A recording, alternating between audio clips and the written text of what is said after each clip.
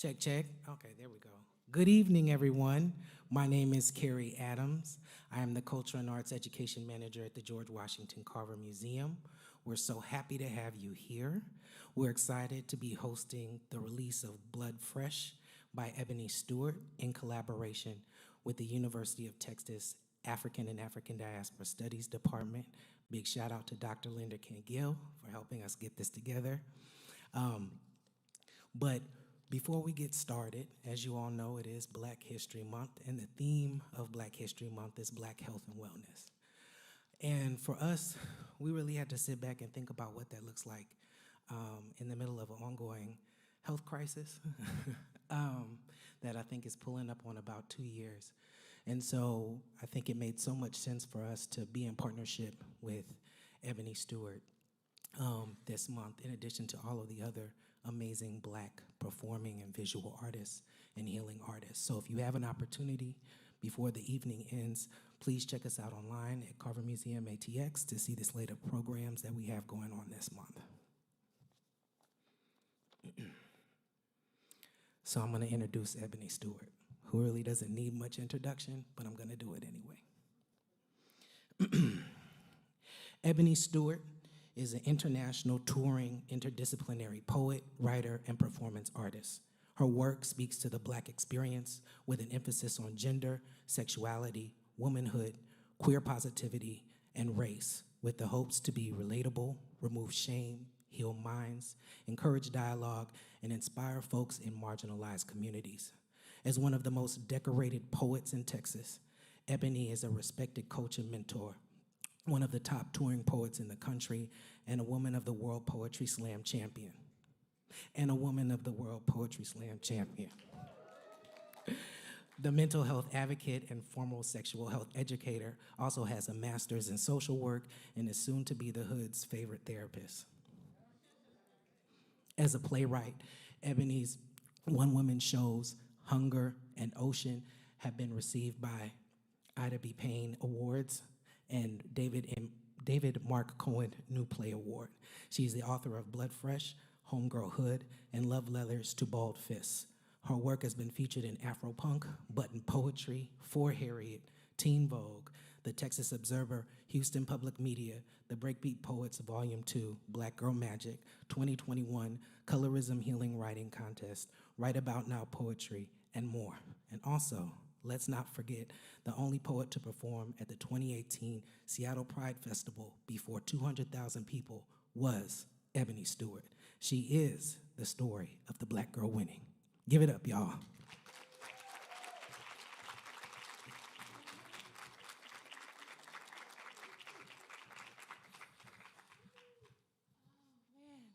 This is crazy. That was so cool, right? Give it up for Carrie, give it up for the Carver, give it up for Black Studies. Yeah, that's amazing to me. How y'all feeling? Y'all all right? Yeah? Cool. We're gonna get started like this. Poets were once born in Babylon with yellow and purple bruises for scarlet seals, not meant for pain, but translated to holy. We wrote Psalms in 1 Corinthians, then an angel with green wings sold us to King James. Now we speak in Revelations, our words were stolen from our throats, so now we converse in hell. My people have been divided. The chosen legacy of ancient survivors who vowed to carry out their purpose are now known as beasts. We bleed the ink of whatever poem last written as keepsakes for our dying mere mortals, laborers of timeless themes, bearing our souls from generation to generation. We are beasts, sent to defend and revive language. We are the stirring tale of a hero, growing into poets, long overdue, awaiting our reward. We are the saviors of the universe, destroying thy enemies. They called us aliens once because we have recoiled tongues that spit like javelins. My kind are not to be confused. We are godlike in Bible terms, meaning make them love you and fear you on the same page by our exhale. We shove the penises and nipples of those defeated down their nostrils so they can smell their own filth. We do not come in peace. We see what you do with it. War on the flesh, famine until death, greed until salvation, peace. We see what you do with it. As if it's not enough that you've contaminated my people's minds and make them sell out on darkness and confuse good with light, you've raped a race of poetic spirits so they have no choice but to reject their own bodies. A man was lynched yesterday, and we are not allowed to weep at the world. We'll be too busy removing bullet fragments from our tongues, and your government is corrupt. I no longer ask what my country can do for me or what I can do for my country. No, tonight, time meets fate. My name is Ebony. I promise you won't forget. I am half demigoddess and beast, a female warrior, dexterity over the male breed, highly sought after, carnal and infectious, calming a confrontational language by the threat of my words, crushing into their veins like velvet mixed with black widow in my pen, inked. And they have no choice but to become unraveled deity. Poets come to my palette for fellowship and sleep, no matter the blasphemous virtuosity under their nails and creativity impregnated in their bellies. Silence begins the mouth when the brain stops thinking, so ignite. At the pluck of my voice, I am the electric guitar cotton fields needed. Maybe then our origin will be of anarchy. Your rights have been taken. Don't you want them back? Poets, move through space. Walk as if poems have become your shadow. Break the patterns. Write on shredded paper. Do not become complacent in the Holocaust that has been ciphered in our midst. Keep your poems for memory. This they cannot take. Be the voice, the verse, and the narrative, for this moment may never come again. And she quotes, "There is no greater agony than bearing an untold story. Beast, continue to be prisms of sunlight. So when the pages fall like midnight, we'll be ready to open up our mouths and fight."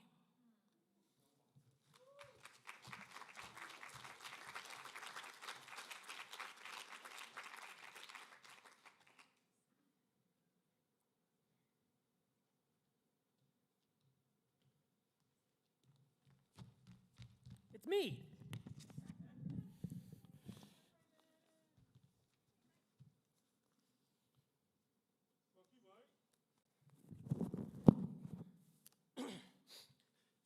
This is amazing. The carver really blew this up. This is incredible. Yes. Also, I love Ebony Stewart. I hope everyone here buys her book, and I hope everyone here appreciates how well edited that book is. Just as a content warning, I'm definitely going to say the word fuck. This is a poem called "Crippled People Are Just Lazy." Thank you, Joe. Every year, broken people by the thousands, and to be sure, I'm making these numbers up, ask for help from the Dr. Phil show. And every year, he's able to help the same number of people as our episodes in a season. That means every year, for the thousands of people asking for help, a lucky approximately 175 rock bottom dwellers with the greatest, most colorful, most calamitous public spectacle of a downward spiral called a life win that lottery.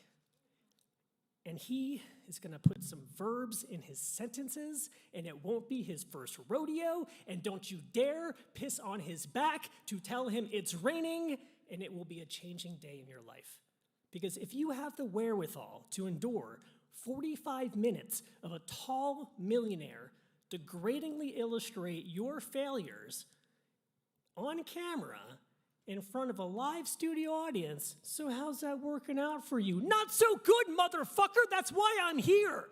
You'll be rewarded handsomely with therapy and medication, and that is the best case scenario for the 99% getting quality mental health care in America. Latuda is a medication used to treat depression in people suffering bipolar disorder. Without insurance, Latuda can cost $1,082.42. For the poets among you, that's $36 per pill per day. That's one pill among many you're prescribed. I ask you, how much do you spend on food in a day? I ask you, how much do you spend on rent in a month?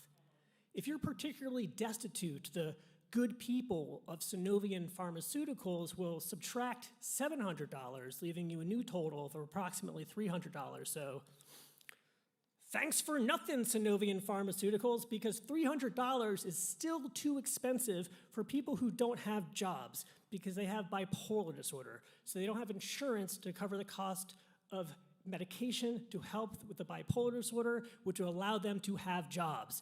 This is a stupid catch-22 of rage-inducing frustration. Other nations like Germany recognize this. In Germany, these same pills cost $20 because in Germany, all pills cost $20. And again, I'm making these numbers up. Because as a culture, they've agreed that helping people is a long-term solution toward a cohesive, advancing society, unlike the predatory capitalism of American pharmaceutical lobbies who, for a nation with perhaps an unending supply of citizens with mental health concerns, are more interested in the short-term profit of further victimizing those whose brain chemistry already victimized them. These companies are telling people with mental health issues to merely eke out enough of an existence to buy their medication. They're telling people with suicidality that their reason to live is to purchase the medication that will make them not want to kill themselves. They're saying if you can't afford these life-saving pills, then you don't have a life worth saving. When I throw myself into the suicide hotline, the voice on the other end will always recommend emergency psychiatric services, to which I will always reply, have you ever been there? Because I have. Imagine taking someone suffering a psychotic break to wait in a lobby for 3 hours. So maybe a bureaucrat will schedule time with a psychiatrist maybe later in the business week, who will maybe prescribe short-term medication. Sweetie, please be still. Or that police officer will send you to jail. That's another way we handle mental health issues in America. That's just one way we handle it. Another way is to run naked through the streets until you are shot dead by an Austin police officer. That is not how you handle an emergency. This is not a service for psychiatric emergencies. Maybe getting medication a few days after an emergency does not address a lifetime of failures of a cold system committed to the notion that the burden of the stalled life is up to the person with the broken leg to start running. Thanks.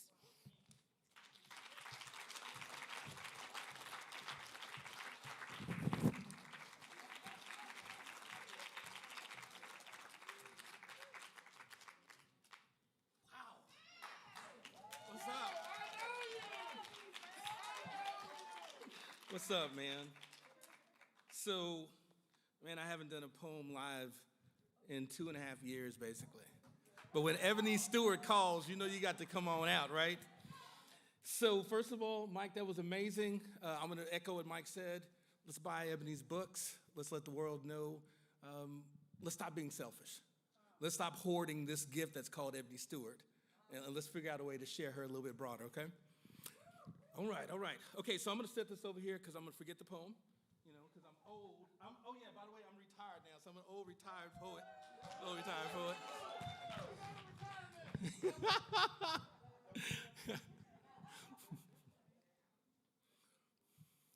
I was born on Christmas Day with a tornado on my tongue. My words, a twisted metal wreck of a mobile home scattered from my lips, an indecipherable cyclone of syllables, bungee cording off the cliff of my understanding, only to come back to me discarded and dismissed. That's a very poetic way of saying, when I was a kid, I stuttered a lot. It was an unwanted gift given to me by my mother, who to this day still says my name in no less than 6 syllables, Brian Earl. And like a tick off the old block, I am my mother's son. Every smile, every laugh, every sentence disordered, every hug I've ever given was born from she birthed me, y'all. She planted love and charity within the folds of my soul. While speaking her, I love yous on rewind. I love yous, I love yous. And she is feeding me all that hope in Jesus till I was full. See, my mom, she's so strong. She raised me like indigo dreams in a black and white world that's cluttered with the worst of men. Men who tried to teach me to hate the repeated sound of my own voice. So when I was a kid, y'all, I would hide in the shadows of conversations. I was too afraid to open my mouth for fear that they would call me broken like my words. But my mom, so beautifully strong, she loved me even when I was unlovable. She cleaned my knee-stained fears with kisses, taught me the ABCs of faith and forgiveness. My mom showed me a love older than Testament. And her hands were so soft as the cotton she used to pick, and she would just wrap me in them, y'all. She would wrap me in them with the belief and understanding that I am worthy. She would say, Brian Earl, you are both blessed and blessing. You are both blessed and blessing. And y'all, there's a peace in that. There's a sense of self that wraps you tight together with one another. And that's why my mom lives with me now. She lives in the corner of my smile. She dances in my laughter every day. And if I've ever hugged you, then you have felt her right here in the folds of my chest, nestled to the heart that says, I am Charlesetta's son, tornado-tongued and loved, tornado-tongued and loved. Thank you.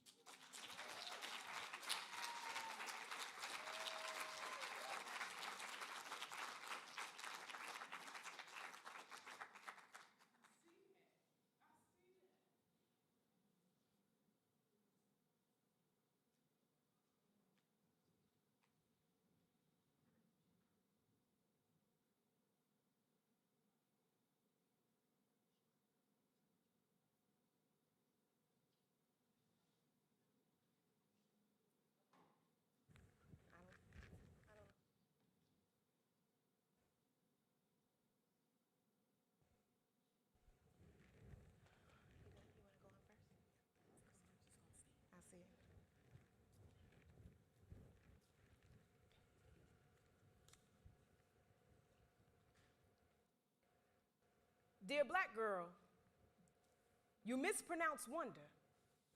You hand-me-down strange fruit, you. Bending and tree-splinted, spray-rooted life, you. Stately poor mansion mouth with the stars falling out. You grip, grab, and growl. You hold on stuck, black. You surviving scorched temple. Sway. You bob head, battle rap body, and graffiti tongues cause cacophonies. You harmony and hip hop booty, legs be, standing be, fly be, gathered razor smile and raging fist, bulging in back pockets for the long walk home. Be ready. Be two to the body and one to the face. Be kicking be, screaming be, calling all your pieces back. Be love. Be remembering how. You be black woman, so been no how. Since mama taught you how to make a braid and break bread with other Amazons, girls, sway. You balmy core beauty making ruckus with your hair, you knotted brown black. You dark meat. You volcanic laugh, say I own myself, say I validate me and birth gods, raised your mama and your mama's mama ain't nothing but a mammy but taught you everything you know good. Oh, anyhow, gospel, hallelujah, praise, black girl. Sway. Even when your bones hurt, when they make wilt out of your name, try and blow out your flame, you be bigger. Show them you got that ether, make them burn slow. You be inferno, be progressive, be fan clap and snap. This shit is magic. You have to be a black girl to understand. Show them how it all got started, how the bricks got laid. That this is what happens when your ink spills, when your ancestors dance your worth awake. Dear black girl, sway, swoon, whoosh.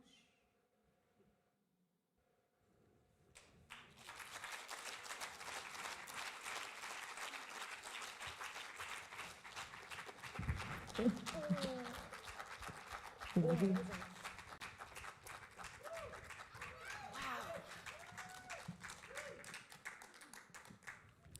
Give it up for every performer. You heard Funky Mike Whalen, Brian Francis,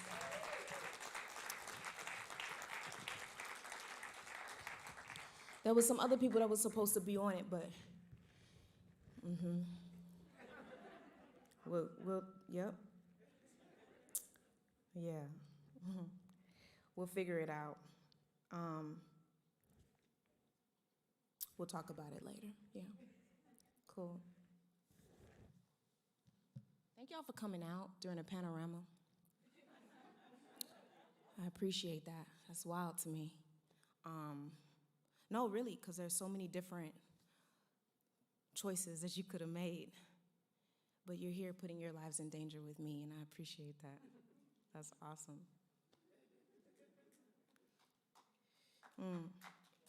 I know, some people are like, I don't know when to clap. I want to clap. I'm clap happy, bitch. I want to clap right now. You can clap whenever you want, sugar.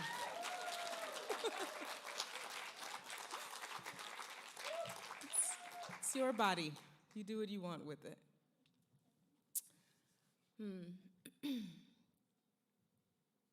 So me and all my badass walk into a bar, a club, a runway, or just any day, and I got my grunge turned up.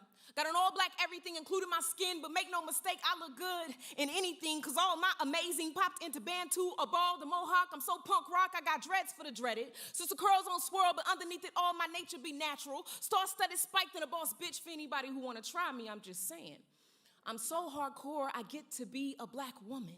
Moshing through this life, swimming through all this pain, even while restrained, I reclaim. Hold me down long enough and I figure out how to turn these chains into a crown. Bust it down and make sure it fit a black woman aesthetic. Magic be my heritage with unabashed identity. Call me the middle passage guru, DIY queen, yes, honey. No matter if it be fashion, music, art, or this body, there ain't an idea you could have without me.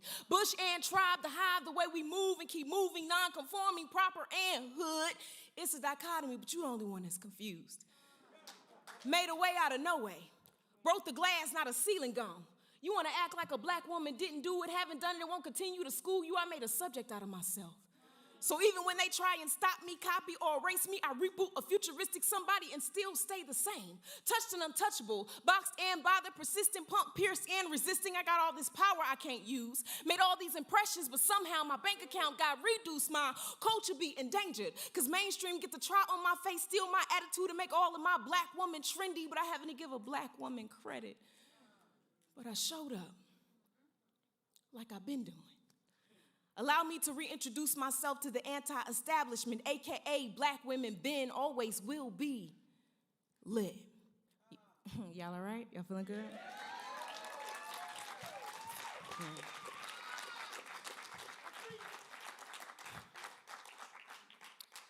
So, things happen the way they're supposed to happen.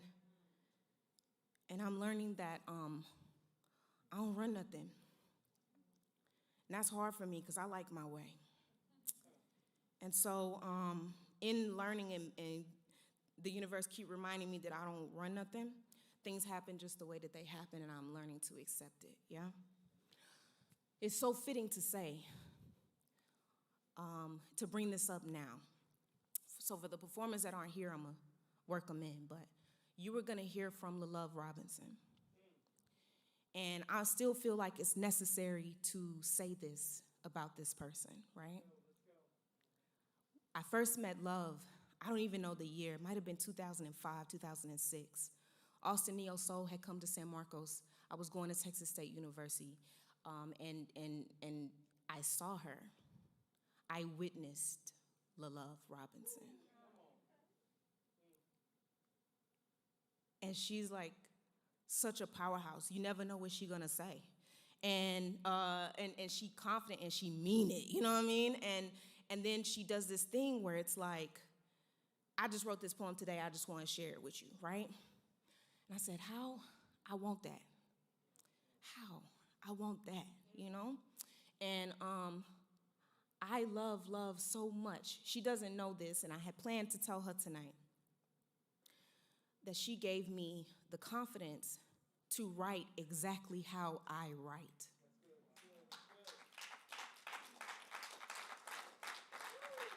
That might seem like yeah, duh, but no, right? Because people be out here pretending when they write, or they be trying to be something that they not. And Love is always showing up authentically herself. And I fucked with that. And so I talked to her last night, and she was like, Eb, I wrote a poem, and she like poured into me like only a big sister can, you know, and we were ready. We were getting ready for her to be here. There was hella provisions My man Ibasal was going to go pick her up. And then she sent a message today to say that her mom was having an episode. Her mom has dementia. And I can't be mad at that, right? I wanted her here. I got to talk to her last night for an hour, and we laughed and kikied and did everything exactly how that happened exactly the way that was supposed to happen. Here's what's fittingly enough about it is that when I write, I'm always writing about my parents. A lot of people don't know that. I always put something in there about my parents because these are the people that I come from. So any issue that you got with me, you really got it with them, okay? It's not with me. I don't know, I'm a product, okay? And in Blood Fresh, I really wanted to make sure to talk about my parents in different ways. And I love to write in double entendres and have multiple meanings for one thing. And so it's so fitting that I already had this poem in my set, but now I get to dedicate it to Love and her mother because y'all remember Kanye, when Kanye's mom died and then everybody started blaming everything about Kanye and what's wrong with Kanye on the fact that his mom passed away?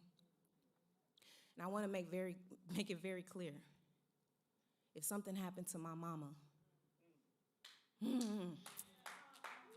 I might be Kanye afterwards. I'm not going to be all the way together, I promise you. When my grandmother passed away, a bit left me.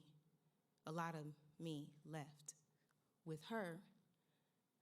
And then she gave it back, right? So I get these messages, I get these reminders. I feel her all the time, but it's not the same. But my mom, anybody that know me, my mom and me is like this.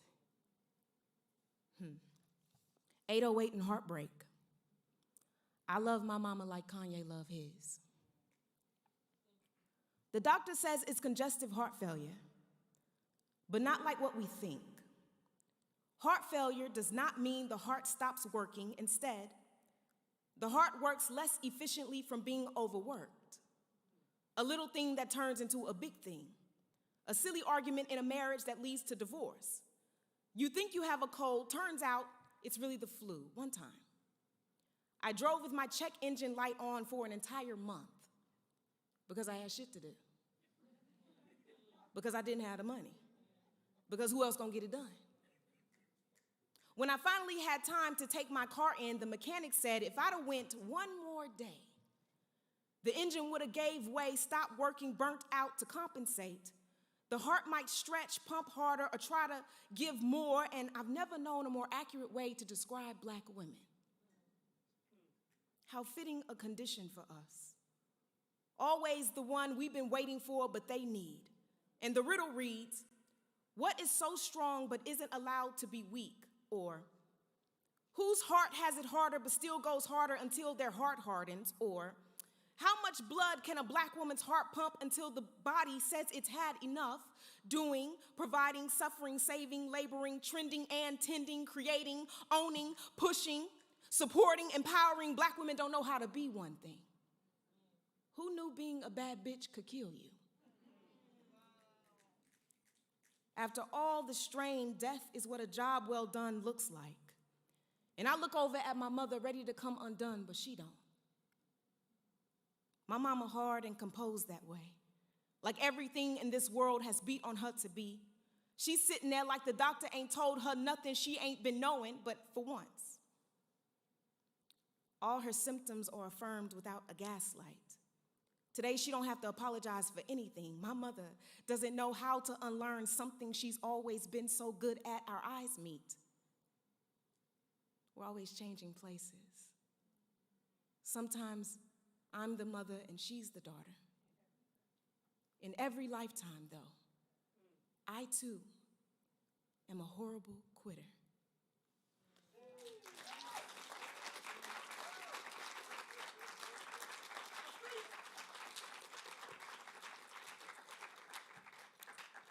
So, again, I love love. I hate that she's not here, but I understand why, yeah? And in thinking about like me always trying to write about my parents in some particular way and there being multiple meanings to something, sometimes I research things. Sometimes I'll get something in my head and I'll obsess over it. It's bad. I'll obsess. I can't sleep. I need to find out the particulars of this one word. And the one word was pockets. It's crazy. Just pockets.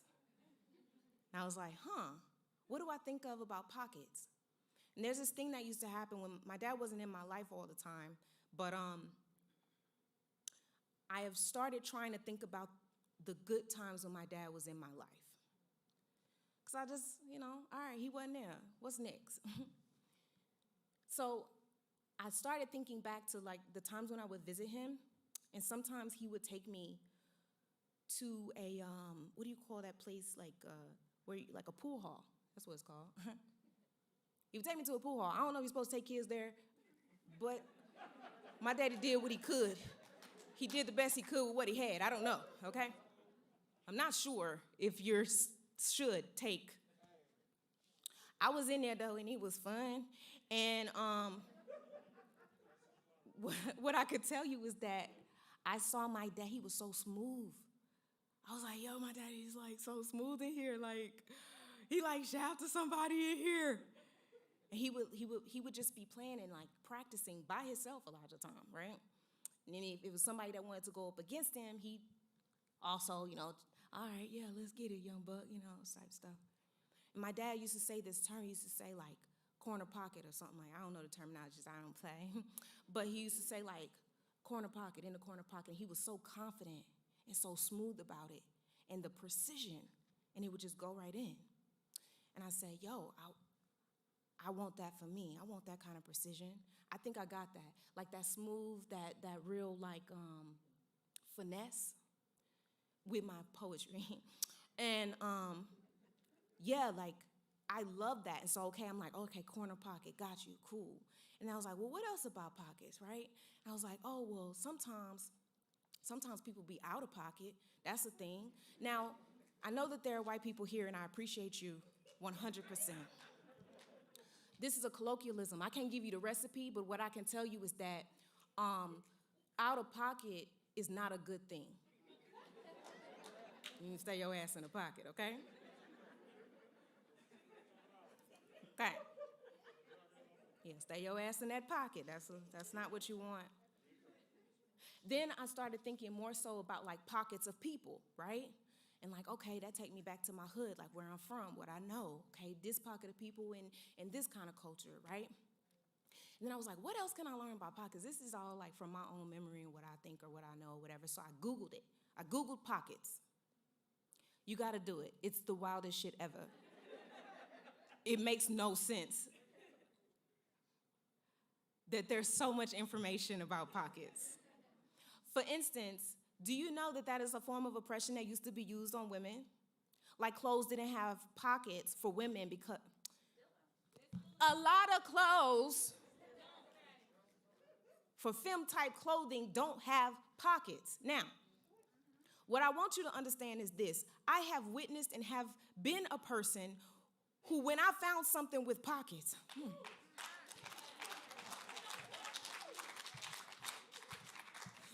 when I found something with pockets, when I found something with pockets,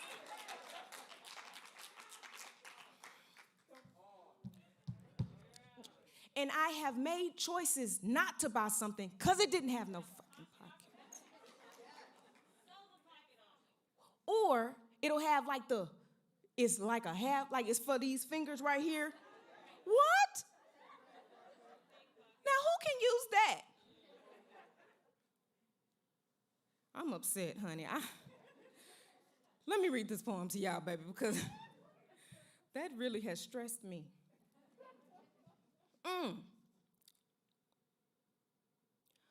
I want pockets more than I want men in politics.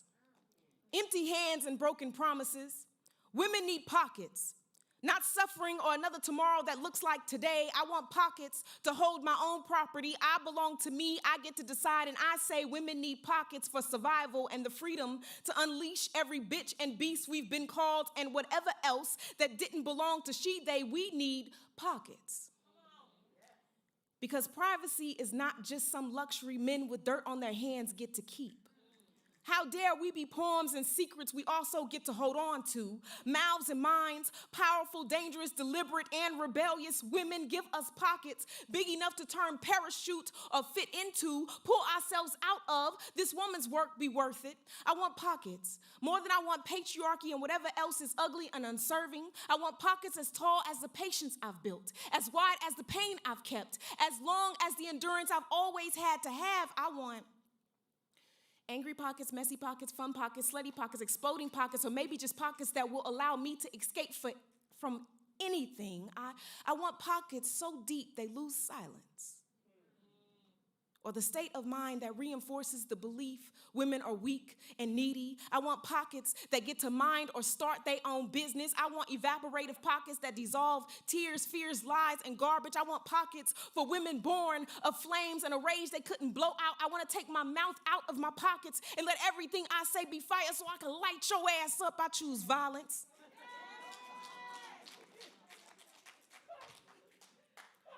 I choose pockets that carry the heartbeat of women who are fed up with not having pockets.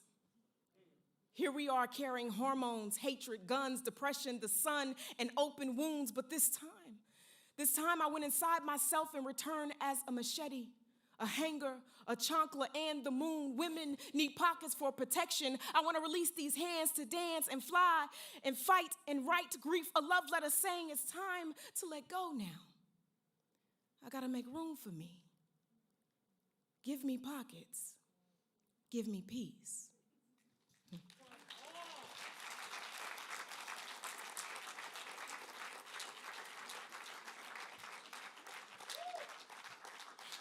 In my mind, what would happen whenever I perform that poem, right? Like when we get it memorized and we get it like really how we want it, like all in it, that people start chanting, pockets, pockets. That's my vision. Y'all failed at the assignment, but like, next time, bitch, next time, I'm on y'all head. Y'all gonna be like, yeah. You know what I'm saying? It's too late now, but yeah, like, it's okay. I see that. I appreciate that. Wow. I gave you the idea. I want it to come from within. I want you to be motivated. So there was a person that was gonna be here by the name of April Neal. And April, April, you here yet? April is here. April traveled from Waco, Texas. And traffic was a beast, was a monster. And, I don't know, right? Because like, 35. Y'all know, y'all live here. Y'all know what it is. But yeah, so it hasn't changed. 35 hasn't changed. It's just getting worse, friends. But let me tell you a little bit about April and why I wanted her to perform tonight. April has been such a cheerleader. And when you think about Black women cheering on other Black women, that in itself is its own revolutionary act. And she has shown up and done certain things, and then I found out that she write too, and then she started spitting, and I was like, girl, what? And I love that she is always authentically herself. Every time she get on stage, she make it real plain and clear that she's doing what she wants to do the way that she want to do it. And I rock with people that write like that because that's how I write. And then I found out that she's like this thrift god, right? And she like finds stuff everywhere all the time. And like one day I called her, I said, hey, yo, I need a black jumpsuit today. And then she bought, I was like, girl, where you got this black? I was just, and I wore it that day because I needed it for real. So I was marrying my friends, and I was like, oh, I need a black jumpsuit. And she bought it. It just pulled it out the air, honey. But I've witnessed her be a really, really, really powerful black woman, finding herself and coming into herself, and now a mother. And she worked I think she Jamaican too, you know what I'm saying? She got 10 jobs. Blah. Yeah, we people for real. And I love you, April, and I just thank you, and I wanted to say that to you. And I then later found out that April can sing. She got a little voice, honey. Now, what I can't do is that. And I had a one-woman show that I put up at the Vortex called Ocean. And I called her, and I said, hey, I have these, I need you to turn my poetry into lyrics and sing them. I need that. I don't know what it's supposed to sound like, but can you do it? And she left her job, got in her car, and just sung it and did it, and then sent it to me and was like, is that okay? Girl, yeah, we finna use this shit. This is going on. This is forever and always, okay? I got it on my phone. I play it like it's in the rotation, baby. So that's April Neal. Can y'all give it up for April Neal, please?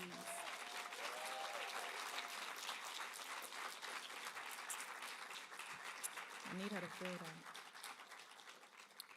So I've been trying to figure out all these different ways about how to write about blackness and queerness, and the idea of how being black and queer in the black community sometimes is a thing, right?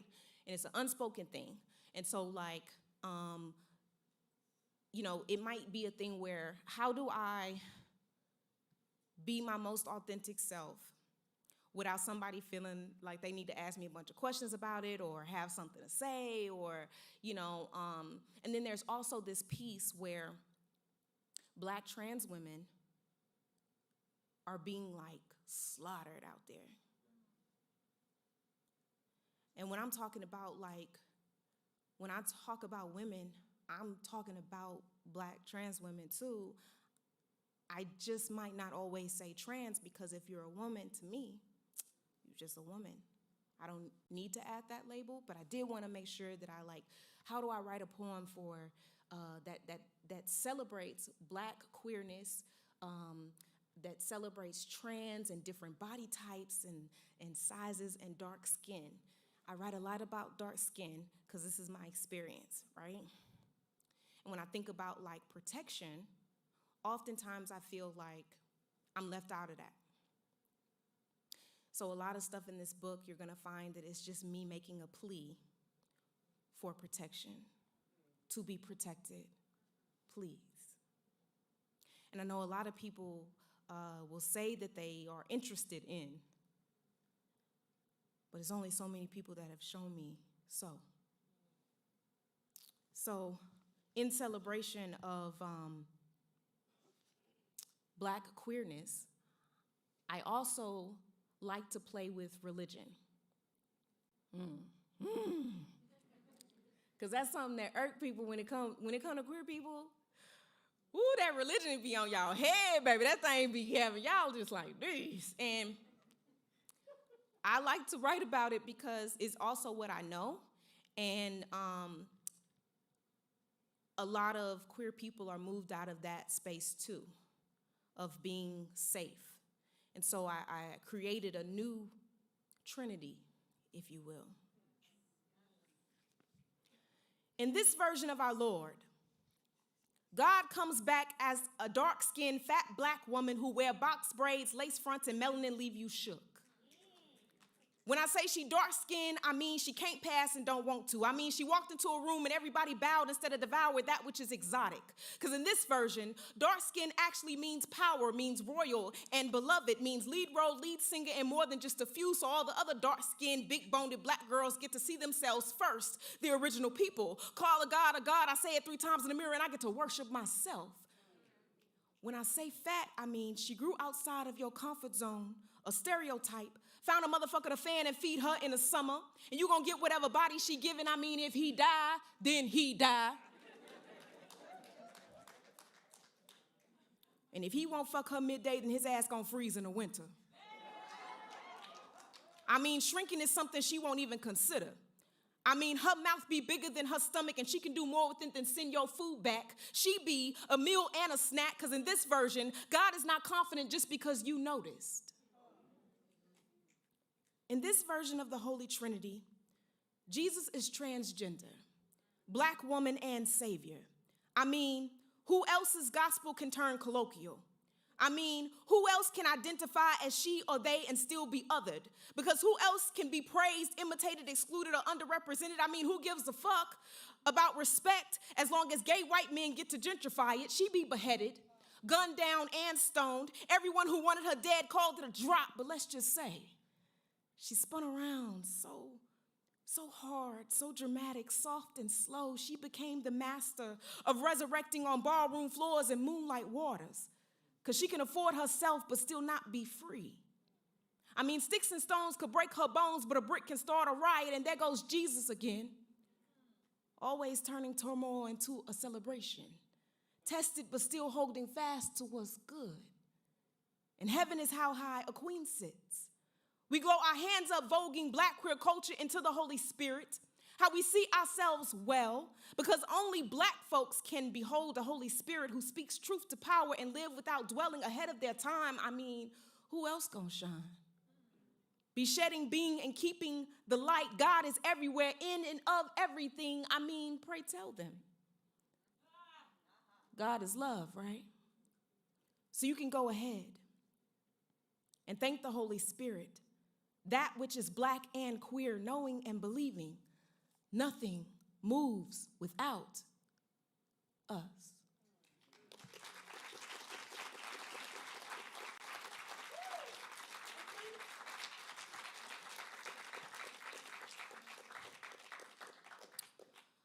Do y'all know I'm at work right now? It's my job, B. I'm at work, B. No, really, I'm at work.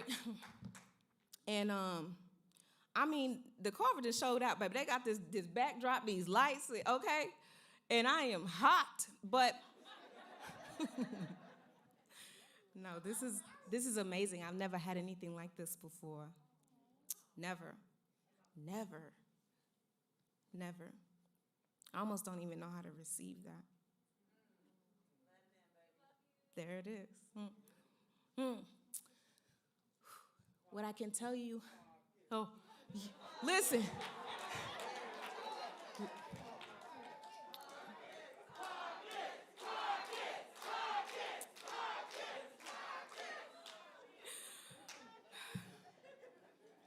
Y'all are awful. And I just adore it so much. It's like y'all my people, for real, and that's what's up. I know. So, okay, let me say this. This book was edited by Michael P. Whalen. Please clap for Michael Whalen.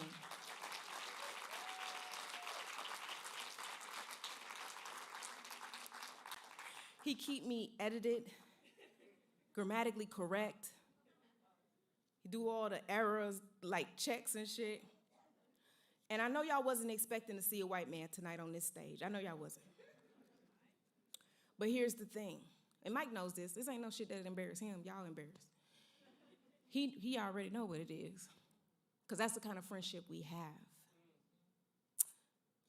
I love this man, and not only trust like a handful of white people. It's true.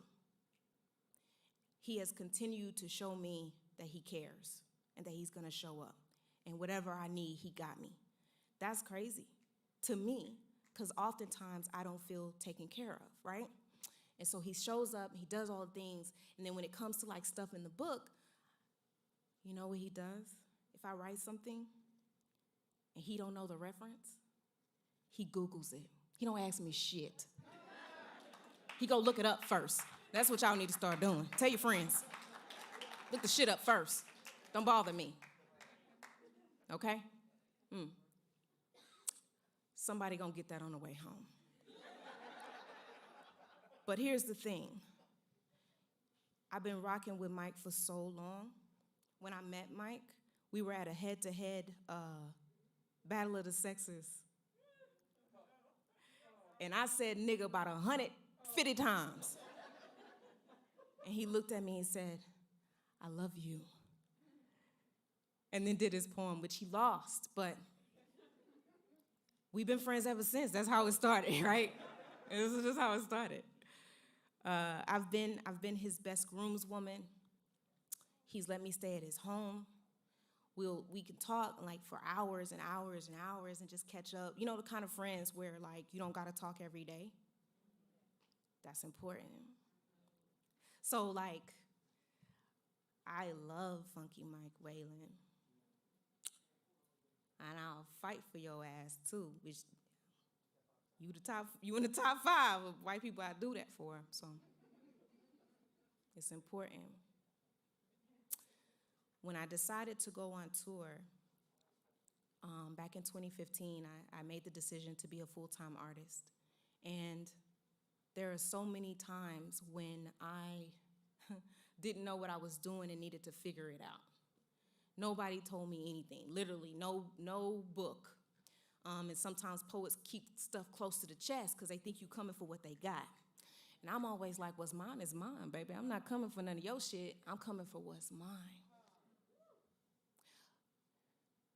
But there's been a lot of times where I have felt unsafe and unprotected and things that have happened to me while I'm out on the road by men. But then I start paying attention to like which men are saying what and in what way. And I started noticing I'm going to all of these like rural areas, and white people are everywhere. It's just out there. They're every damn where. Truly. And, you know, I have to make jokes about it because I don't want to oftentimes show that I get scared, because there's a lot of white men that are dangerous.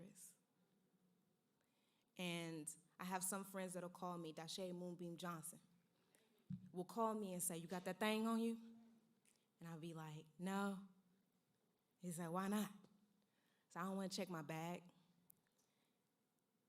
And then he goes on to a rant about how ridiculous that is.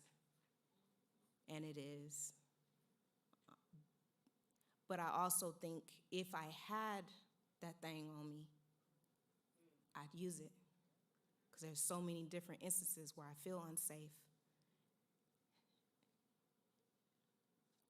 So this poem definitely keeps white people in a chokehold. Ooh. And I like to see it. It's some cis white men specifically that on the internet, if you look it up, this poem that I'm about to read, they are, honey, they upset. Just mad. I'm like, why you mad at me? I didn't do it. You did it. White men say weird things to me or do creepy shit they think I should be flattered by. I've never dated a white man before. I like to think it's because I've never wanted to stimulate my genetic trauma or wanted that kind of success to validate my accomplishments. I don't think my ancestors would consider their rape as race play and call it sexy. When I was in high school,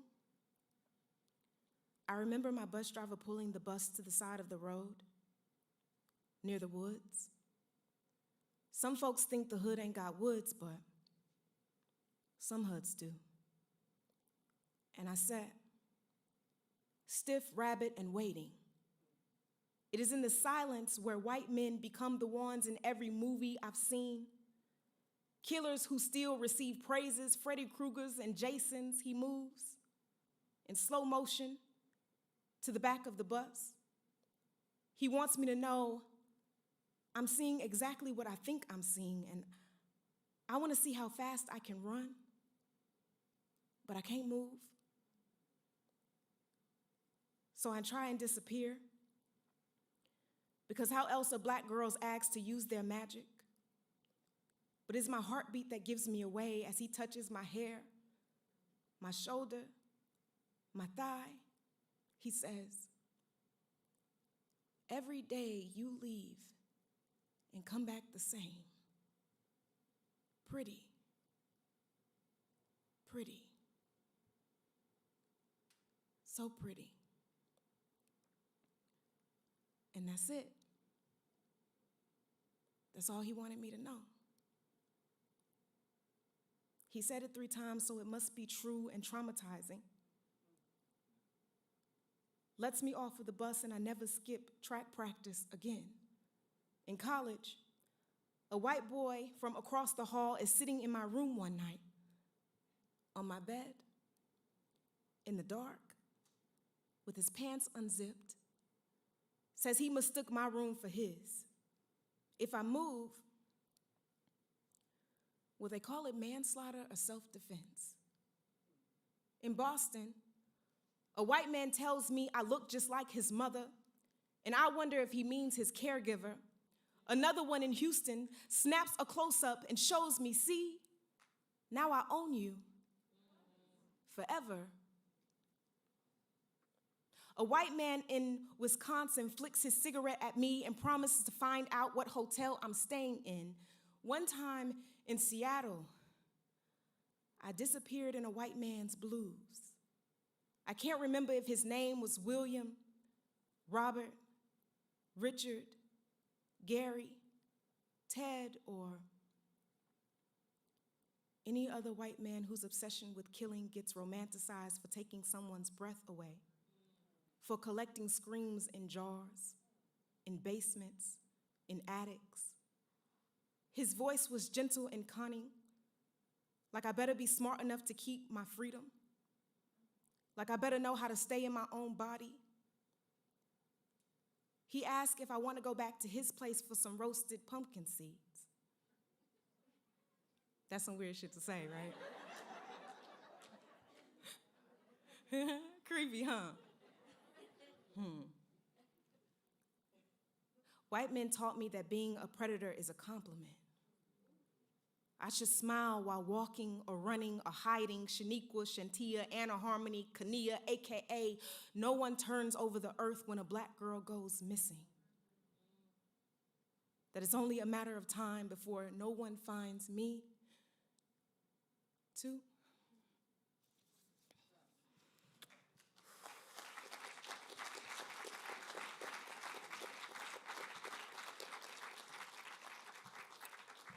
I'm so glad that Funky Mike is not like any of those men. You're a good guy. He knows that. But also, like, wow.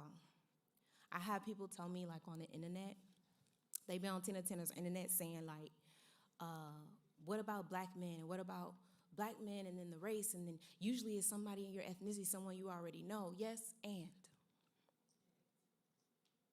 Period. But I do have a poem where I address black men. I'm not going to read it tonight. But it is in there where I ask them about protection. It's a pop quiz. None of them pass. But there is a such thing as community and people. Very specifically in Brian Francis. I met Brian, and I think I thought I was doing like battle rap. And Brian pulled me to the side and said, hey, baby, we don't do that. We write poems. I don't even know if you remember saying that to me. And I said, I could do that. I've been like, I was at the hip of Brian all the time from that moment on, like just studying him, paying attention, watching, because his professional life and his creative life was so different. And I said, if I can just learn how to do that, I want that, right?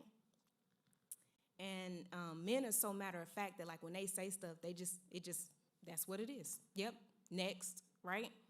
Brian does that, but he has a very particular way where you still feel like he loves you at the end of it. I haven't gotten there just yet, but I add a sugarfoot at the end just to see if people, yeah. Still do what I said though, sugarfoot, okay? Brian and I were like this. He took me under his wing, and he showed me more than he knew that he showed me, just about like the business and how to operate stuff and how to talk to people and like how to pull back some, when to go all the way ham, right? And I'm grateful for that because I've used it. I've had to use it in this journey of my life of being a full-time artist. We used to do this thing where we would like write people's names on our hands. And I never wanted to do that because I don't like stuff on my hands like that, but I would do it. Brian would always be on my hand. When I decided to become a full-time artist, I started putting Brian's name and the people that I love, neo-soul folks that been rocking with me, I started putting them in my pockets. I know you didn't know that, but it's true. Because I needed my tribe. And Brian has been my tribe. He has been my Phil Jackson. We broke bread, and it has meant so much to me to have him as an example, yeah. To have a black man that is this type of black man that loves this way as an example. That's dope. I've also had some like separate from that. When I left Austin and I moved back to Houston, I have been running for my, like trying to find, scrambling, like, where my tribe at? Where y'all at? You know what I mean? And with Austin Neo Soul, I had family, I had community in that way, and I haven't been able to find that since. So I know that I need to do better about checking in on my family, on my tribe. And I can only like make the excuse of like being busy, right? But I've learned so much about, like gatekeeping and tokenism and greed, and I show up how I am all the time. If you say that I showed up different, I probably had something wrong, like something was affecting my mental. But usually I show up the same all the damn time, I don't care.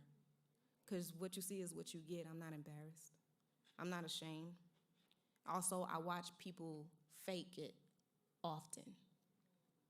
I have no interest. I'm going to school right now, Lord. Lord, God. Shout out to anybody who's in here who donated so that I could finish paying for school, because that was what's up. They out here robbing people, okay? They robbing folks, huh? Okay, and so I'm in school, and I'm gonna be a therapist, I think, one day, and like, that's the plan. But I've been learning a lot about mental health and trying to incorporate that into my writing as well, what I learn, what I notice. Tantrums are how to be a poet in 6 steps. Histrionic personality disorder is a mental health condition that affects the way a person thinks, perceives, and relates to others. A person with histrionic personality disorder seeks attention, talks dramatically with strong opinions, is easily influenced, has rapidly changing emotions, and thinks relationships are closer than they are. Treatment typically includes talk therapy. 1. If poetry was all the healing we needed, God would have come back by now. Good intentions do not erase harm, so do no harm. Create boundaries. Those of us who give a lot often get little in return, but you still gotta wait your turn. Still gotta lift folks up, reach back, and put people on. Trust your gut. Not everyone has the same heart as you. If you have to leave to be appreciated, then stay gone, too. There will be people who are banking on you not knowing your worth. They will come dressed in community but speak lackingly, bearing disappointment, claiming to be non-confrontational, and then do some fuck shit. It's easy. It's easier to write poems that are pretty than it is to have accountability. I'll tell you a story, it won't take long. Once upon a time, I adored a woman who, when she spoke, it sounded like magic. She had a habit of making folks feel close. Whole time, she was just trying to stunt my growth or keep me from surpassing my master. There's something predatory and negligent in persuading fresh blood to write a poem and perform their trauma without making provisions or providing resources, but you can't fix what you don't know or what folks won't admit is broken. I'll teach you a trick. If they say they love you, but you can't feel it because they don't show it, or it feels manipulative, that love ain't it. James Baldwin said, people can cry much easier than they can change. And I believed him because I've seen it. Just as I've seen folks fake the Holy Ghost and call poetry church, and I've never wanted to be a part of a congregation that helps me hide or parade my demons instead of healing them, but here we are. Poetry is not therapy, but a lot of us need it. 3. Okay. You wrote the poem, poet, but was it honest? Or is the poem only who you pretended to be? All poets are magicians hiding feelings in metaphors and hyperbole. God be in these poems, but I'm not perfect. My favorite illusion is living in a body that wants to survive with a mind that's trying to kill me. My greatest fear is dying unsatisfied. So I'm trying to write myself into someplace tender before I die. Poets stay trying to write letters to the universe to ask if we are enough.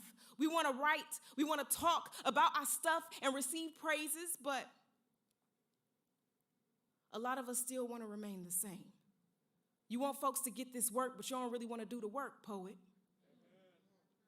Poetry understands that grief is not linear, but wounds that go undealt with do not make you a prophet. Sometimes you have to write the same poem twice. Once when you didn't know any better, and the second time when you stopped holding the hurt somebody else gave you, when both hands are free.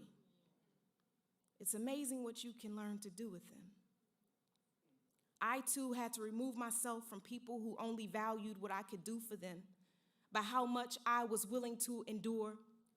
If you love yourself, the least you can do is be unavailable to bullshit. 4. Let your character carry more weight than titles do. Your poems are good, but do they resemble you? Along the way, you will meet so many versions of yourself, but which of you will you commit to? I'll tell you one thing about one thing. I've never gotten into it with someone I believe to be my friend over the color green.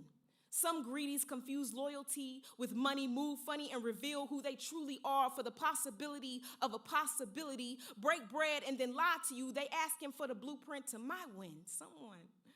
Someone has really got to teach us how to treat people. I'm calling poets up, out, and in. You are who you are. What's mine is mine, and I've been hurt before, so I'm careful not to let too many in. There's a trapping, There's a trapping that comes with celebritism and fame. But I promise I want peace more than I want attention. Finally, financially stable, but I stay working on my mental. The heart is tough, but can still bruise easily. And I didn't die at 8 or 17 or 25 or 40. No bio can hold me. I do too much, just ask my pen. The cost of struggle is not transferable, necessary, or nobly noticed. I write the way I write as if the world I want is on its way back to me. 5. Your boundaries, your fee, your existence, and expectations are not suggestions. People and circumstances cannot stop blessings and abundance. 6. Your heart does not have to hurt for everything. Tell us. Is your poetry sunshine? Is it air? Does it exercise, dance, and breathe? Drink water, pay attention to what is invested and ingested? Does the poet know when to rest, make love, and be woke? If you want poetry, then you want God, which means you want laughter, freedom, and forgiveness. What would happen if you wrote a poem and lived a life that ended with you knowing you did what you came here to do? I should always remember to write about joy. And I always forget that I am my favorite. Each time I write, I am dedicated to teaching myself how to love. When I say I know my worth, what I mean is, have you ever seen an unfuckwittable being? Therapy is a treatment plan that can teach the poet and the poem to stay present, but if you only write the poems to hear yourself talk, then you'll never learn its lesson. My name is Ebony Stewart. Thank y'all so much.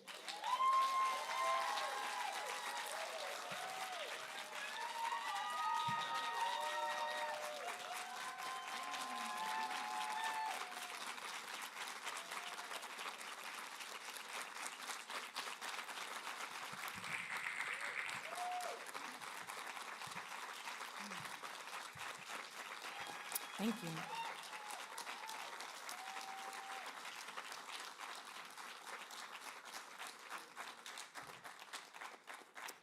If you would like to stay, we're going to do a talk back. I'm going to welcome Carrie Adams up to the stage. We're going to do a little something cute. If you need to leave, do that quietly. I'm just kidding, kind of. Okay, yeah, cool. Clap for Carrie.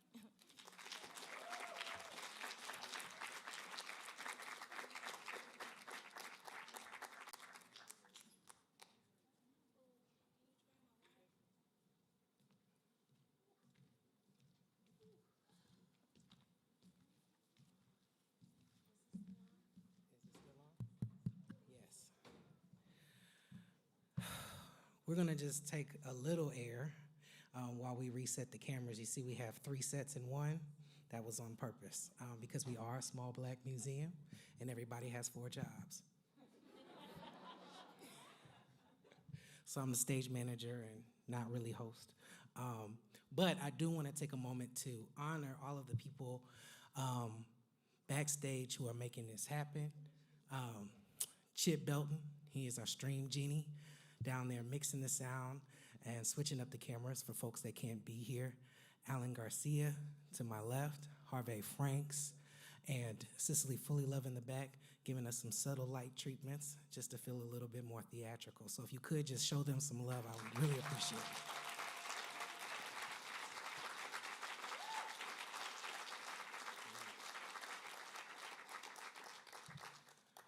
Whew. I got promoted in September of 2019.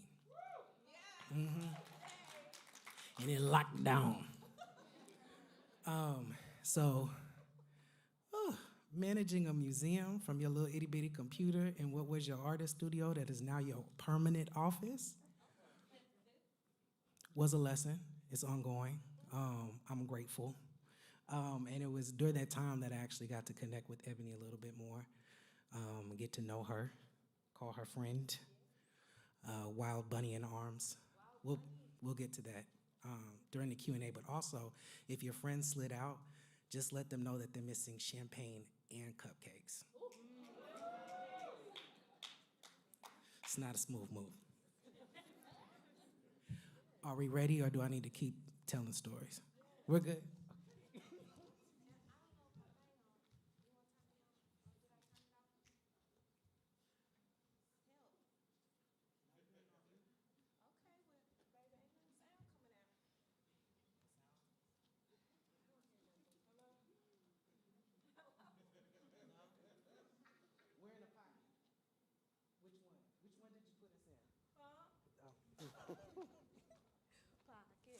Pockets.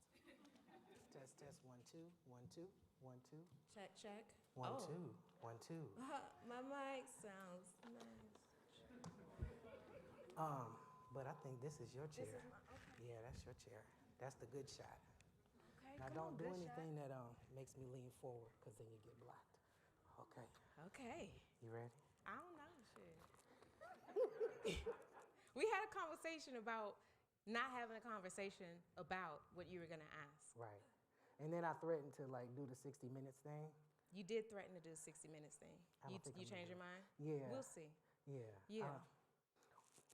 We'll We'll see. We will see. So when I first heard the title of your book, and I feel like we talked about it a little bit, what made you land on Blood Fresh? Oh, wow. That seems like it would be an easy answer. But what happened is that I thought of Blood Fresh, and then my mind did fresh blood, fresh ink, something new. And then I started dissecting all of the ideas or what we know about blood, as in lineage, right? And then there's this component where there's blood like gang related.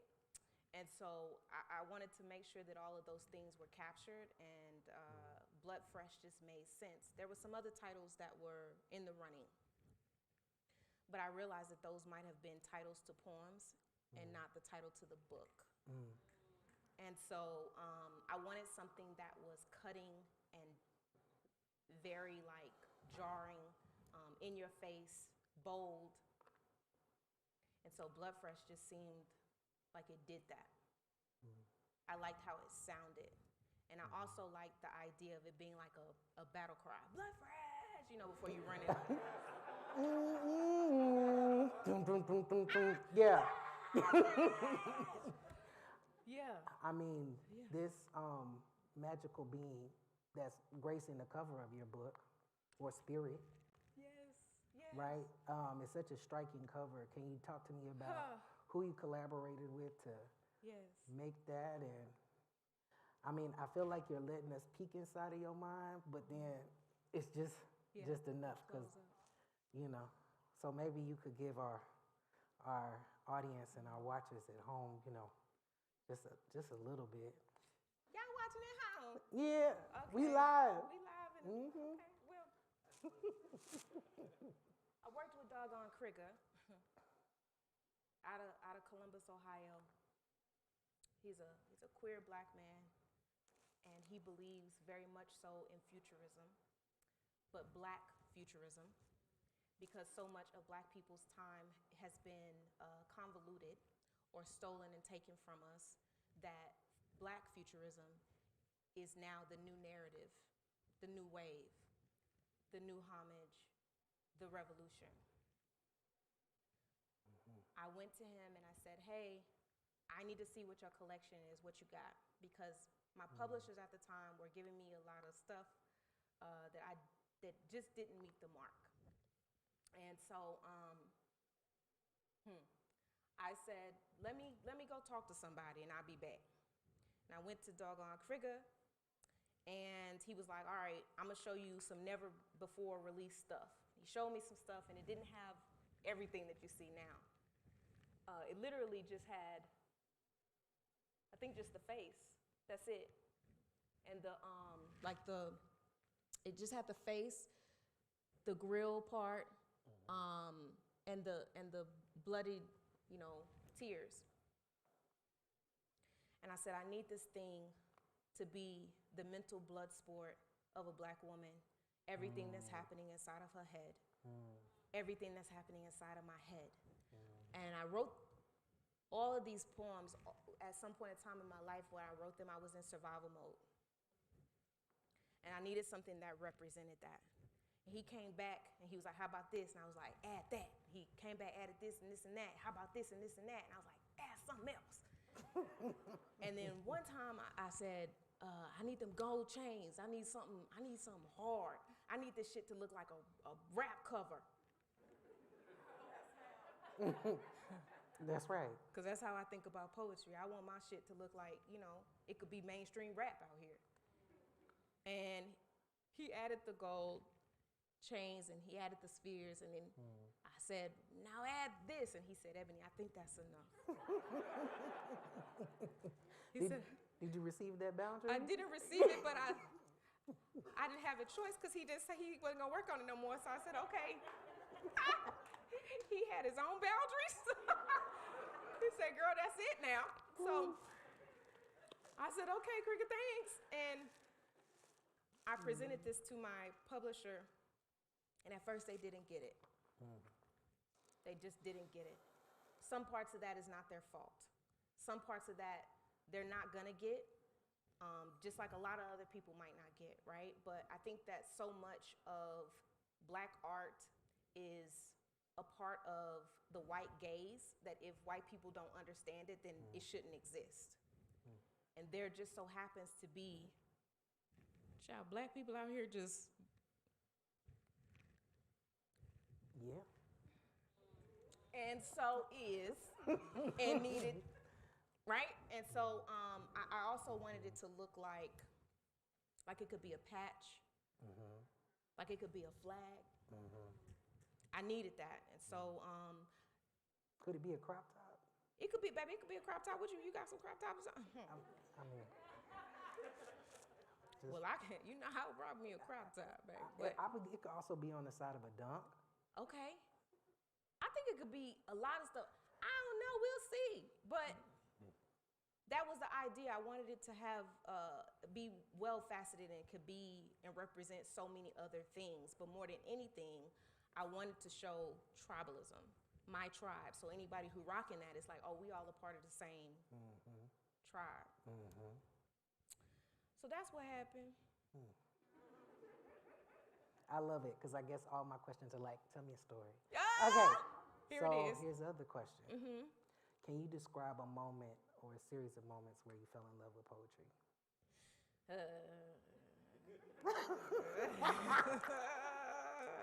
Are you gonna hit the next button? Wow. Does it feel like 60 minutes? It did. Okay. It felt a little 60. Okay. Like- But we only got like 20. Sheesh. I fell in love with poetry many, many times in my life. One of my first memories of falling in love with poetry was when my grandmother handed me a Maya Angelou book. She wanted me to go sit down somewhere. And so I went and did that, and she handed me the book, and I was sitting down and I was reading it, and I didn't know it was poetry at first. And I came to her and I said, Grandma, like, this person is really good. And she said, yeah, you want to see what she looked like? And she turned to the back of the book, and I said, Grandma, she looked like you. And she said, give me that damn book. But I was also trying to communicate that I was in love with when my grandmother would speak at church. She was like an orator, Okay. and it always sounded and felt like poetry to me, the way she delivered, and I wanted that. Other times I fell in love with poetry is like when it's connected to people. So like Austin Neo Soul, right? And that whole family of just creating art. I fell in love with it many times. I fall in love with poetry when I'm writing something that I didn't mean to write, that I was too afraid to write, that wasn't ready to be shared. Because then it's like, oh, yo, I'm giving people something very vulnerable. You welcome. And I love myself like that, in that way. When I'm very, very scared and I'm push myself to do it anyways, that is me falling in love with poetry, because poetry isn't just the art of writing. Could be so many other things too. So, how was that? I thought that was great. Okay.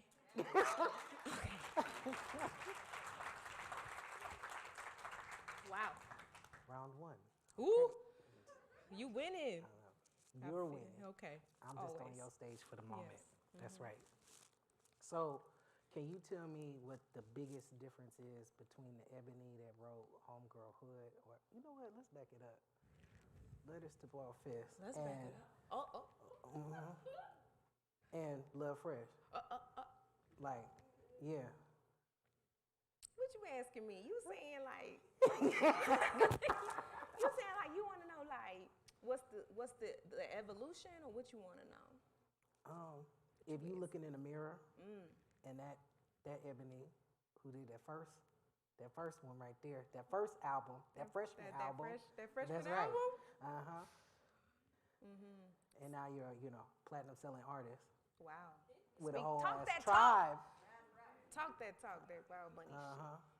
shit. What would your conversation be like, and what would you notice is different about her in the face and the spirit?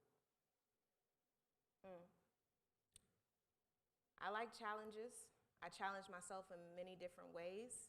Nobody sets that bar for me to reach. I create it on my own. I come from a family of heroes, and so I'm always trying to measure up. Sometimes that's not a good thing because you can end up being selfless and forgetting yourself.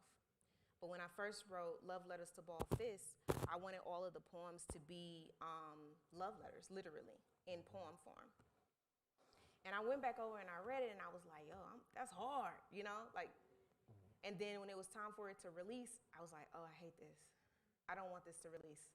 I'm so scared of what people are gonna think. That is a cycle I think I have to go through. Cause sometimes I just need my peers to tell me that they fuck with something to validate me. Because I feel like in this game, in this industry, you create your own raise. You create your own because either you're doing it or you're not, and there's no bar, so to speak. It's just you trying to figure it out. Is that you? Come on here, DJ. But yeah, so changing it up, right? With Homegirl Hood, I kind of worked backwards. I had wrote a bunch of poems that I slammed with. And I was like, all right, how can I turn these poems into a book? And a lot of Homegirl Hood is me just talking shit. I went back to my battle rap days and me wanting to be a battle rapper and not really being a battle rapper. Because Brian said, we don't do that, baby. That's not what we do. But I went back to that, and there's so many parameters around what someone recognizes as a writer or an author. And this is me pushing back against the grain and being like, no, slam poetry is poetry, period. So I was like, yo, I want to turn this into a book. And so that's how that happened. When I look back on myself during that time, I was really in my bag. I felt unfuckwittable. And then if you fast forward to Blood Fresh, during a panorama, it was a whole panini and a pass smear out here.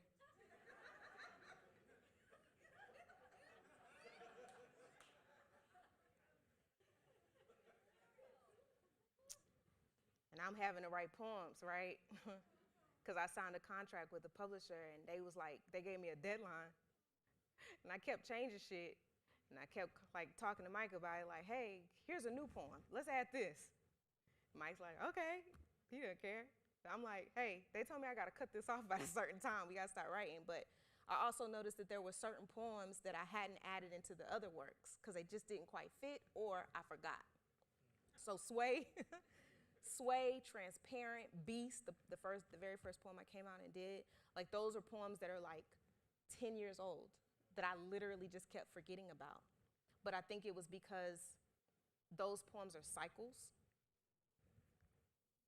Those are poems that I revisit just in my everyday life, so it doesn't feel like I forget them. That's just literally what's happening for me all the time. So I wanted to add those. But I didn't feel as confident about Blood Fresh as I felt about Love Letters to Ball Fists and Homegirl Hood. I was very intimidated by this writing because it was the first time I hadn't tested almost all of the poems. So a lot of times what slam poets will do is they'll be able to slam with the poem or try it out and go to an open mic and da-da-da-da-da-da-da, and they get feedback from the audience tell them what it is, and then now it's okay, I can make these provisions. But it was pandemonium. And so I had to go ahead and just, all right, we don't know, maybe they're good. I didn't have any checks and balances happening. And that's hard for me because I usually like what I write. And this, I was just like, I don't know, because maybe they won't get it. Maybe they won't understand. Which also went back to the cover. I was like, how can I make them understand what's happening in this book is also being represented on the outside of this cover. So those are the differences. Yeah. I don't know. What time is it? Listen, okay, I got one more question and then Okay. I want you on, though. Can they hear you? You got to move it down, baby. It's right up underneath your beard. and I just shaved this. Yeah, the people want to hear you, sugar. All right. Head at me. Well, hold it. Yeah.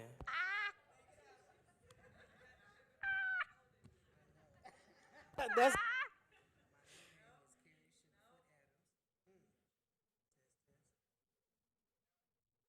What? Y'all don't want to hear? wait a minute. Oh, up. Oh, baby, I'm about to say, I don't even see nobody up there. Okay.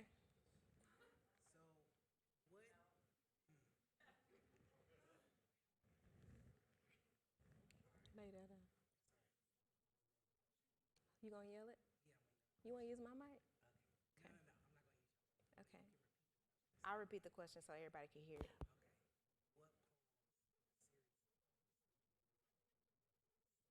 What poems or series of poems did I rewrite the most? Hand me the book. Wait a second. Oh, my Lord. Is there another question after that? Like why or some shit? Or you just like, you satisfied? No. You didn't have that on your heart? Okay, good.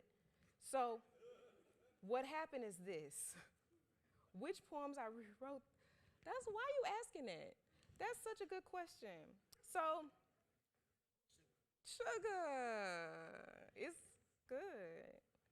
So there's like maybe, in me just glancing, the main poem that sticks out, I have a poem in here called Gay God, where I talk about like going back to like being gay, but also being gay in the South and how different that shit is. And then Bodied, I worked on a lot because I was trying to, I have a very complicated relationship with my own body. So there is some,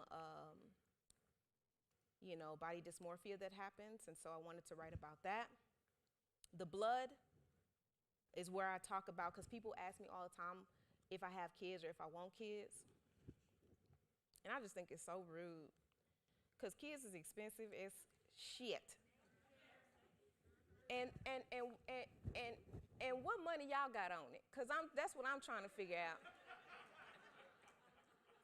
Now, children are not the best. Have you seen how y'all turned out? Some of y'all.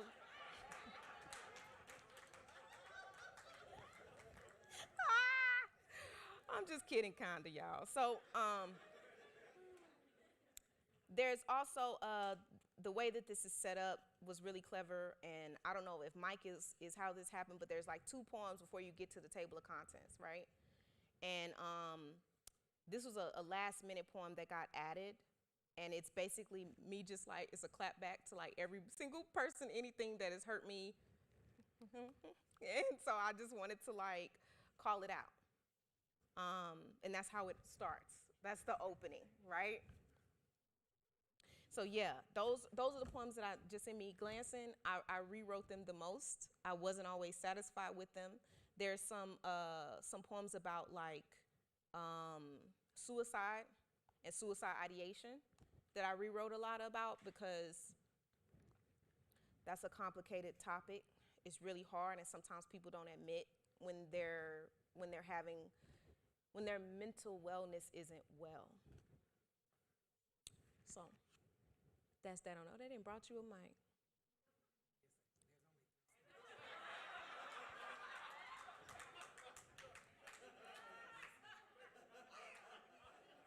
Give the baby time to get back up there to turn it on.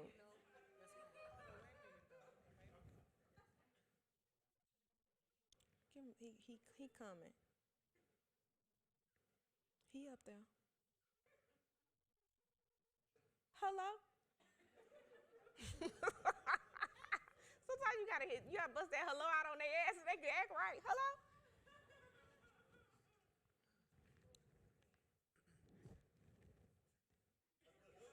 This real? Sis, this is real. Y'all, let me tell you something about this carver, baby. I don't know what kind of money y'all got when y'all got all this real shit up here. This look nice in my home. Go on. Is it done? Oh no. It's okay. What's his name? Okay. You okay? I'm just gonna assist. Who? Mr. Chip? You working on it?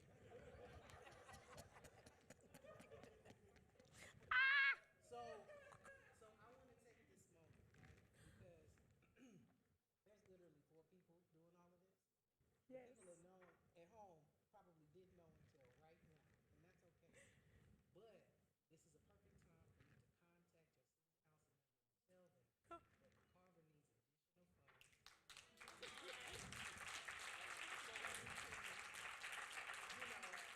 That's right.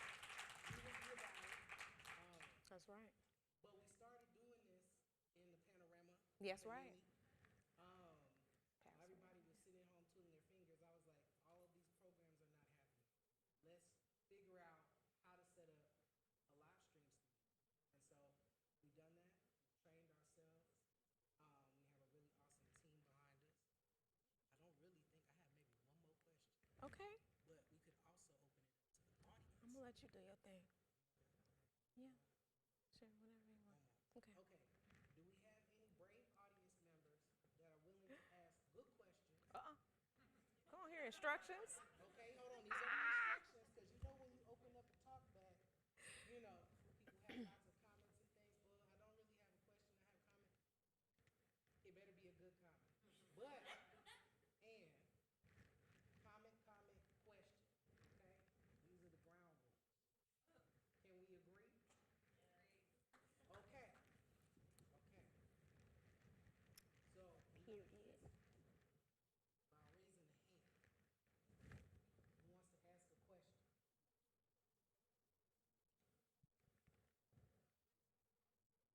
Oh, hey, Paul. Right here. Yes, sir. So, question that I have is, I know you from your slam day. So way back when, are you acting and walking in your purpose right now? Or what levels have you yet to reach we should look forward to? Yeah, that's a good question. I am from the future. Are you on the right timeline? I'm just in this timeline.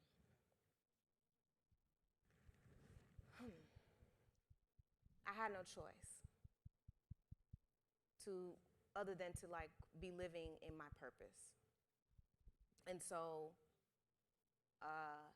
yes. What to look forward to?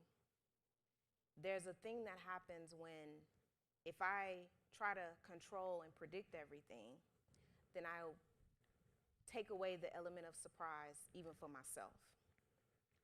What I know is that I plan on changing my prices.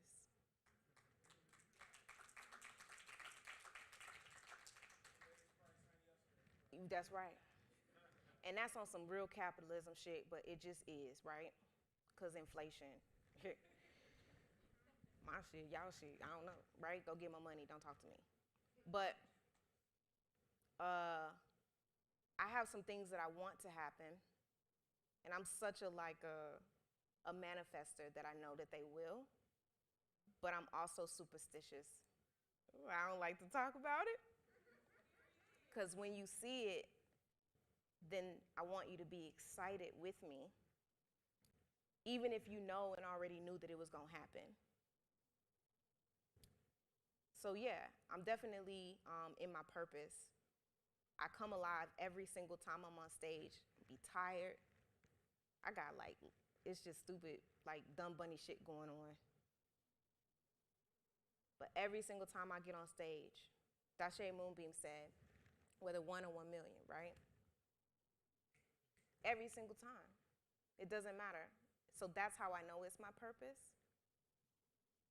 And I keep getting affirmation from, you know, the ancestors, spirit guides, angels, my mom. So yeah, for sure, for sure. Thank you for celebrating with me, even in the future. Yeah. Somebody else up top had something. We're going to take 2 more questions. Oh, Yes. tell them. Why? What up, sis? What's my favorite part of my writing process? Well, favorite is hard for me. I don't have a lot of favorite things, but this is gonna sound silly, but I really, really enjoy obsessing over poems. I write in the witch's hour, so 2, 3 a.m. I'm a beast. I'm up, honey. Right? I also like to physically write it still write it out. And I am a hoarder in a sense that I will not throw it away because I don't know what's gonna happen with it once I do. Anybody who with me, they just gotta deal with that, right? But I love seeing a mess of papers everywhere. I love to have a laptop open for my research stuff, my phone doing, 47 tabs, and I love all that. That's like, I love that just because it makes me feel like I'm really working. I'm really serious about my craft. So yeah, I guess that's like my favorite part of my process. But there's probably others, because it changed depending on the poem. Every poem doesn't require the same kind of attention. And that's something that I had to learn to allow that to happen. Every poem is not meant to be read out loud. Sometimes you just gotta know how, if you're reading it, you have to know how my brain sounds, which you won't. That's your business. I don't know, that's your problem, you know what I'm saying? But yeah, hopefully that answers your question. Cool. Ah.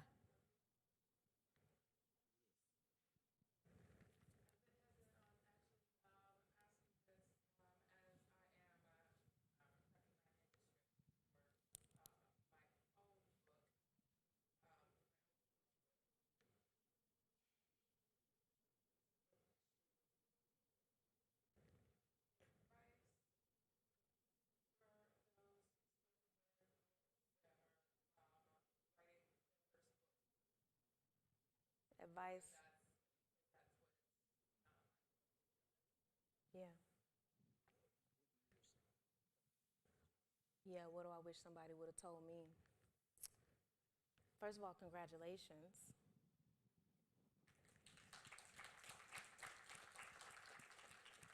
Being an artist, being a writer is not easy. It's like so stupid. It's ridiculous. Like anybody who writes anything though, it's like, damn, this is what you chose to do? Then you add art to it, and then people have so many different opinions about that, about your work. And so my first thing that I wish that people would have told me that I had to just learn is to write how you write. Don't write how you think people want you to write or what people want to hear or how people like things to sound. Be authentically yourself. And if you're still figuring out your voice, that's okay. It's going to change several different times anyway, right? Get you a good editor.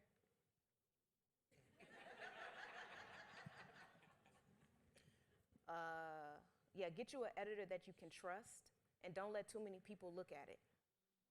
Because what happens is that everybody insert their own opinion, and then now it's they poem, and y'all in the group piece, baby. Now, whose poem is it? And you don't even know if you want, you know what I'm saying? It's just, it's too many opinions can be too much sometimes. And then if you're not confident anyways about what it even is, then now it just made it that much worse, because what if somebody says something that conflicts with what somebody else said, right? I always write in a matter of like, I'll like apologize later, but I said what I said. And I can always back it up. I can always give you the reason why I wrote it. Oh, you got offended? Damn, I didn't mean to do that.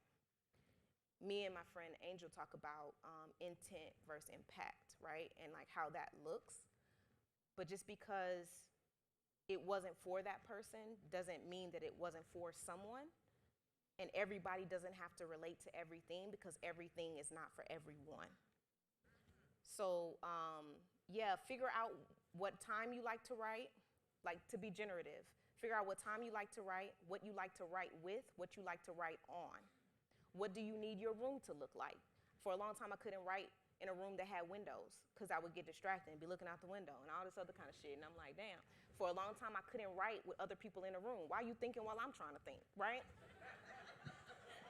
Damn, I'm thinking and you thinking, and now our thinking's getting crossed up. It's just annoying to me. So I used to tell Brian, I'm gonna write this in the privacy of my own home. I'm gonna practice it at home, and I'm gonna bring it back, and it's gonna be fire. It's gonna be die-line, die-line, die-line, and die-line. But I do not wanna write with the rest of y'all in here, because it's just too much. Y'all thinking it's loud.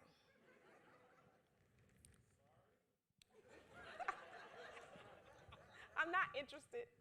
I'm just not. I mean, they will be writing, honey, and I'll be just sitting there like, they are really writing. What are they saying? How they got all that in 5 minutes?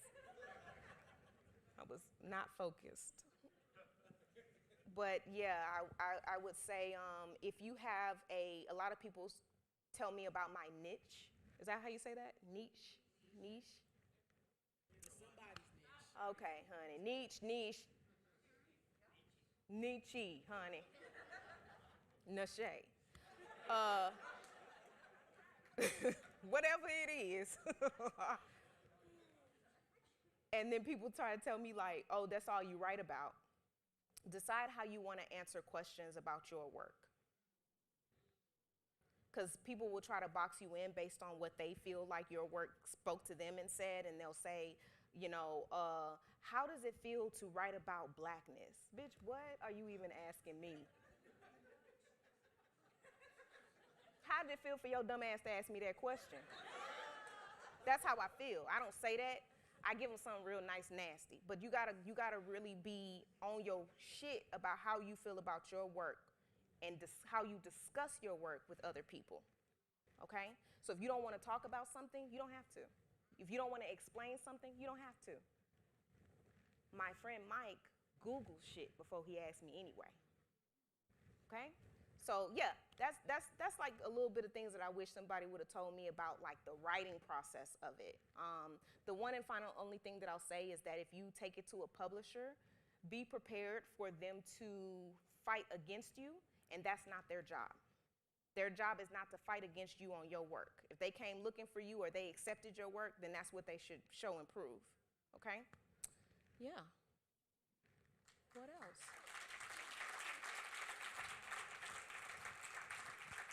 How you feel? You want to take one more? What time is it? Ooh. That thing went, huh? Now, if you didn't get to ask your question, you can do so while you're purchasing a copy of Blood Fresh, okay? And for your friends that couldn't make it because of the Omicron, Ramadan, whatever they was doing, but not being here, Now what? you can get a book for them too. That's right. While you're asking your extra question. Okay? It's true. That's right. It's true. Ebony, Huh? thank you so much. Thank you. For putting up with me, for being here, I love you. for sharing yourself with us. Thank you.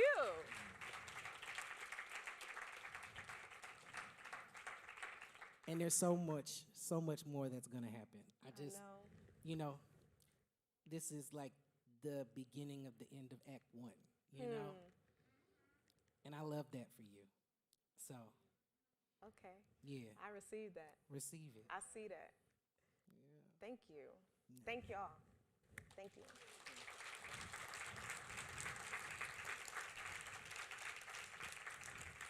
So, while everybody is waiting in line to purchase a copy of Blood Fresh, you can have some cupcakes and some champagne, okay?